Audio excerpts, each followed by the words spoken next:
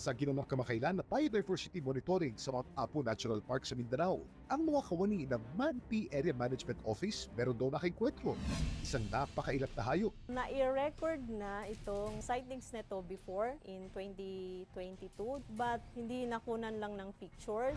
Na-document sa ulit noong 2023. Pero sa pagkakataong ito, nakuhanan pa raw nila ang mga ito ng mas malinaw na litrato. Nakuhanan ko siya gamit ang isang telephoto lens upang hindi sila ma-disturbo sa kanilang tahanan. Isang Philippine pygmy squirrel at Mindanao squirrel.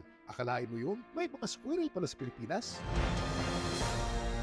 Ang mga squirrel ay mga rodent, kamag-anak nila mga hamster at mga daga.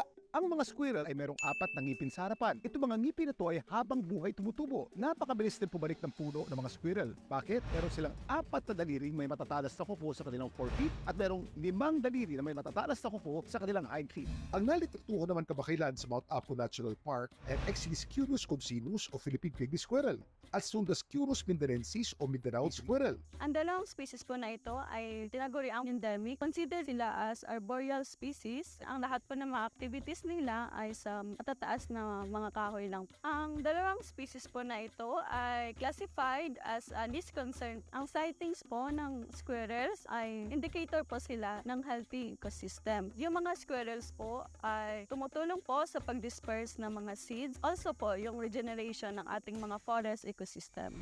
Pero hindi lang pala sa kagubatan ng Mount Apo makikita ang mga ito. Sa video kasing ito, nakuha ng content creator na si Uzi. Meron daw siyang naispatan na squirrel sa kanilang barangay sa Taguig. Squirrel ba to o daga? Bakit kulay gray? Pero iba yung buntot niya. Oh.